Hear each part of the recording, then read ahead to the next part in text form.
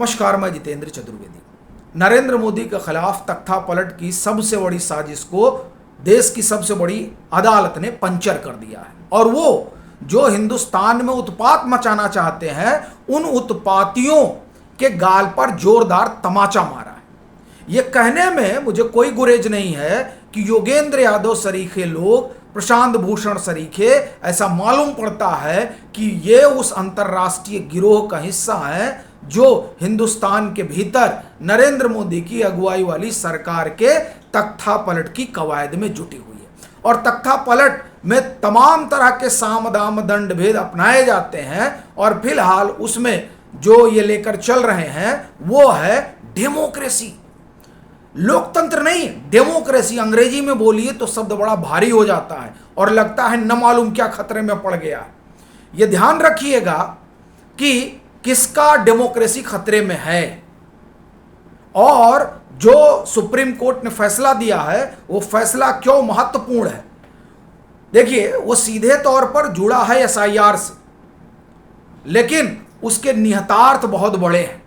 वो क्या है उसको समझेंगे, किसका लोकतंत्र खतरे में है इसको जानेंगे, और ये जो उत्पाती गिरोह है अब उसका क्या होगा इसको समझेंगे। लेकिन पहले एसआईआर पर सुप्रीम कोर्ट ने क्या कहा, दो टूक उसको जानिए। किस तरह से इस पर उपद्रव काटा गया। साहब, देश को आग में झोंक देने की कोशिश हुई इसी योगेंद्र यादव के जरिए। लेकिन एसआईआर पर जो सुप्रीम कोर्ट का निर्णय है वो आप पहले जानिए। संवैधानिक एसआईआर जो चुनाव आयोग कर रहा है वो एकदम दुरुस्त है, संविधान के तहत है, और ये चुनाव आयोग का अधिकार है कि वो मतदाता सूची का शुद्धिकरण करे। इसमें क्या गड़बड़ है। अब योगेंद्र यादव रो रहे हैं, कह रहे हैं ये तो पहले से तय था। पहले से तय नहीं था। पहले से तय ये था कि देश में उपद्रव मचाया जाए और उसी उपद्रव की पटकथा लिखी गई। तब हाइड्रोजन बम और परमाणु बम फुड़वाया गया राहुल गांधी के जरिए, ठीक। और उसके बाद में बिहार में राहुल गांधी को उतारा गया कि जाओ वोट अधिकार यात्रा में टहलो, और फिर उनको टहलाया गया और उसके जरिए देश और समाज के भीतर अराजकता फैलाने की कोशिश हुई। और इस बात का प्रमाण अरफा खानम शेरवानी के साथ योगेंद्र यादव का वो इंटरव्यू है जिसमें वो कहते हैं कि लोग तो बात करने लगे हैं, वो जो नरेंद्र मोदी के समर्थक हैं वह भी कहने लगे हैं कि कुछ तो गड़बड़ है सर, कुछ तो गड़बड़ है। ये क्या था, ये कुछ और नहीं, विशुद्ध रूप से प्रोपोगेंडा था उन ताकतों का जो नरेंद्र मोदी को हटाना चाहती है। देखिए क्या है कि डेमोक्रेसी के नाम पर उगाही करने वाले और सीधे सीधे अंतर्राष्ट्रीय गिरोह के पैसे पर पलने वाले ये लोग, इनके पास देखिए कोई और चारा नहीं है। ये नरेंद्र मोदी को बर्दाश्त नहीं कर पा रहे हैं और बाहर बैठी ताकतें भी हैं जो नहीं देख पा रही हैं, तो उनकी भी कोशिश यही है किसी तरह से हटाया जाए। अब उस हटाए जाने में पहले तो ये संविधान खतरे में डाल दिए कि साहब संविधान ही खतरे में है, और कहे कि आएंगे तो पूरा संविधान बदल देंगे, लोकतंत्र खत्म कर देंगे, आपातकाल ले आएंगे। इस तरह का सिगूफा गढ़ा जाने लगा। इस तरह का जब सिगूफा गढ़ा जाता है तो बाहर कई सारी एजेंसियां हैं जो लोकतंत्र के नाम पर पैसे बांटती हैं, वो पैसा लाया जाता है। और असल में लोकतंत्र किसका खतरे में है? असल में लोकतंत्र ममता बनर्जी का खतरे में है, जेल में चली जाएंगी। असल में राहुल गांधी का खतरे में है, उनके जीजा जी का खतरे में है, उनकी माता जी का खतरे में है। ऐसे नेताओं की पूरी फहरिस्त है जिनके ऊपर ईडी और सीबीआई का शिकंजा कसा हुआ है, वो जेल में डाल दिए जाएंगे, इसलिए लोकतंत्र खतरे में है। किसी आम आदमी के जेल में जाने पर लोकतंत्र कभी खतरे में पड़ा है? कौन सिब्बल सिंह भी गए हैं? ये जिमखाना क्लब वाला देखिए मामला, अभी डेमोक्रेसी खतरे में आ गई है क्योंकि जिमखाना क्लब पर नरेंद्र मोदी ने बुलडोजर चला दिया, तो वहां बुलडोजर चल गया तो साहब लोकतंत्र खतरे में है। और एक आम आदमी को आप डाल दीजिए, इनका लोकतंत्र कहां, ये कोई निकलता नहीं है। ये जो योगेंद्र यादव लगातार आप देखिए वीडियो इनका बन रहा है, ठीक है। इस निर्णय आने के बाद इन्होंने क्या कहा? इस निर्णय आने के बाद कहा कि सब पहले से तय था, यानी आप जुडिशरी को कटघरे में खड़ा कर रहे हैं। और देखिए ये वही बात है जो प्रशांत भूषण कहते हैं, ये वही बात है जो राहुल गांधी कह रहे हैं। अभी सीबीआई डायरेक्टर की नियुक्ति के मामले में जब सीजीआई, प्रधानमंत्री और नेता प्रतिपक्ष के तौर पर राहुल गांधी बैठते हैं तो वहां कुछ तय नहीं हो पाता और राहुल गांधी फिर पत्र लिखते हैं कि हमारी रीढ़ है। यह मसला रीढ़ का नहीं था, यह मसला न्यायपालिका को कटघरे में खड़ा करने का था। ठीक है साहब, यह सब सोची समझी रणनीति है। अभी पार्टियां खड़ी कर दी हैं, वो खूब इस समय सोशल मीडिया पर चल रही। इस पार्टी को किसने खड़ा किया? योगेंद्र यादव सरीखे लोगों ने। आप उसका मैनिफेस्टो देखिए, मैनिफेस्टो देखकर लगता है कि इन्हीं लोगों ने तैयार किया है। इन लोगों ने बाकायदे साजिश रची। एसआईआर पर देखिए इन्होंने क्या कहा, 5 से 10 करोड़ नाम कट गए। अरे भैया, 2.25 अरब आबादी है हिंदुस्तान की। कितनी? 2.25 अरब। आने दीजिए, जनगणना शुरू हो चुकी है, सबके घर पहुंच रहे हैं। हमारे यहां भी आए, आपके यहां भी आएंगे जनगणना वाले पूछने के लिए भैया कितने लोग घर में हैं। और अगर आपका 3 मंजिला बिल्डिंग है तो पूछेंगे भैया सब आप ही का है, नहीं है तो किराएदार हैं तो कितने किराएदार हैं, सारा ब्यौरा लिया जा रहा है। आपके यहां भी पहुंच गए होंगे, नहीं पहुंचे होंगे तो पहुंच रहे हैं। तो आ रही है। 2.25 अरब आबादी में अगर 10 करोड़ नाम कट गया तो कौन सा आसमान टूट पड़ा? कौन सा आसमान टूट पड़ा? और ये जो रोहिंग्या यहां आकर बसे हैं, बांग्लादेशी आकर बसे हैं, क्यों इनको यहां रहने दिया जाए? ये कोई पूछे योगेंद्र यादव से? योगेंद्र यादव इस पर तो नहीं बोलते हैं। उन्होंने बाकायदे वीडियो जारी कर दिया कि अरे 9 करोड़। अभी भी जब एसआईआर पर निर्णय आया तब भी रोने गाने लगे। ये रोने गाने का क्या मसला है? एक ही मसला है, ये रोइए, दुहाई दीजिए, फंड लेना है। नरेंद्र मोदी के खिलाफ अभियान चलाने के लिए बहुत फंड मिल रहा है और वो फंड कई तरीके से आ रहा है।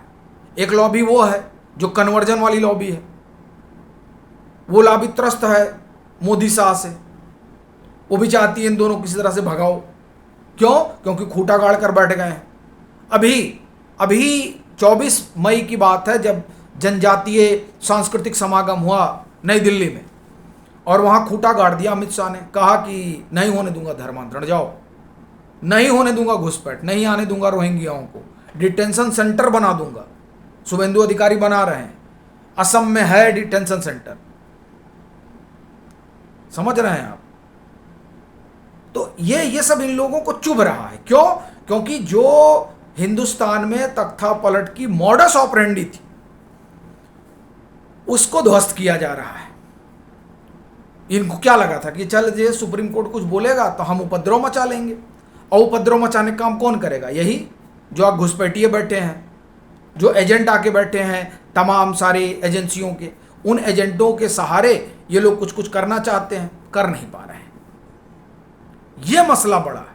यह देखिए, ये छोटी बात नहीं है जो एसआईआर पर निर्णय आया है। एसआईआर को लेकर किस तरह से तांडव हुआ। अभी चुनाव आयुक्त की नियुक्ति पर लेकर पूरा बवाल काटा गया। क्या वजह है उस सब की? ये सारा जो धंगड़ धिंगड़ ये लोग कर रहे हैं उसका बस एक कारण है, शोर मचाते रहना है, तभी फंड आएगा। और ये शोर क्यों मचाना है? इसलिए मचाना है जो कि नरेंद्र मोदी को हटाना है। देखिए, नरेंद्र मोदी किरकिरी बन गए हैं। अब जिमखाना क्लब पर रोला चल गया। आपको जानकर आश्चर्य होगा कि जिमखाना क्लब जो है उसका 16 देशों में ब्रांच है, एफिलिएशन है 16 देशों में। खूब लाइजनिंग होती है डिफेंस की। यह हाल है यहां पे, लाइजनिंग का अड्डा है। अभी देखिएगा नरेंद्र मोदी के खिलाफ किस तरह का अभियान चलेगा, क्योंकि नरेंद्र मोदी ने चोट कर दी है। कहां? वहां जहां सबसे भारी एजेंडा चलता है। कहा जाता है रजवाड़े चले गए, अंग्रेज चले गए, लेकिन अपनी डैश डैश डैश छोड़ गए। तो यही हाल है जिमखाना क्लब का। तो यह सब सेंटर है नरेंद्र विरोधी अभियान का। और क्या हो रहा है कि एक एक अभियान ध्वस्त किया जा रहा है। कहीं कोर्ट ध्वस्त कर दे रहा है, कहीं सरकार ध्वस्त कर दे रही है। तो ये लोग बिलबिला जा रहे हैं। तो इसलिए ये जो एसआईआर का मसला है ये सिर्फ मतदाता सूची का मामला नहीं है, ये ध्यान रखिएगा।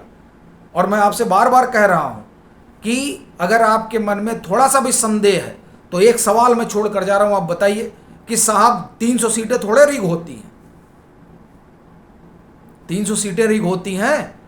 पश्चिम बंगाल का चुनाव नतीजा आया, आप लोगों ने भ्रम फैलाया। बिहार का नतीजा है, आप लोगों ने भ्रम फैलाया। ये जो झूठ की खेती हो रही है, और देखिए झूठ क्या है ना, झूठ सबसे तेजी से फैलता है। मजेदार बात है कि आप लोग उस पर भरोसा करते हैं, कहते हैं कि हमने तो देखा ही नहीं। भैया जब झूठ ही देखना है तो फिर यहां आने की क्या जरूरत है। झूठ परोसा जा रहा है, और वो जो झूठ परोसने वाले हैं उसमें बड़े योगेंद्र यादव टाइप लोग बैठाए जाते हैं। अब आप कहते हैं हाँ हाँ साहब 10 करोड़, मैं आपको आकर 1.25 अरब की आबादी में 10 करोड़ लोग का नाम, अब आप बंगाल का लीजिए, बंगाल में 90 लाख लोगों का नाम कटा, 57 लाख उसमें से तो वो हैं जो मर गए हैं या माइग्रेटेड हैं। उसमें क्या गड़बड़ी है अगर काटा तो?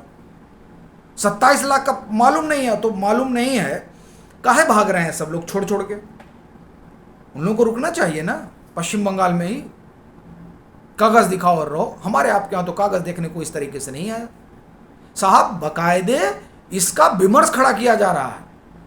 अरफा खानम बैठ जा रही हैं योगेंद्र यादव के साथ, नजीब जंग साहब बैठ रहे हैं, कह रहे हैं बुलडोजर आता है तुमको डर लगता है। अरे हद है यार, आप लोग पैनिक क्रिएट कर रहे हैं। तो ये देखिए, ये पूरा एजेंडे के तहत काम हो रहा है। तो एसआईआर को सिर्फ आप मतदाता सूची तक मत देखिए, एसआईआर का निर्णय जो है वो तख्ता पलट की जो कवायद है उस कवायद को पंचर करने वाला निर्णय है। इसको इस नजरिए से आप देखिए। बाकी आप लोगों की क्या राय है जरूर साझा करिए।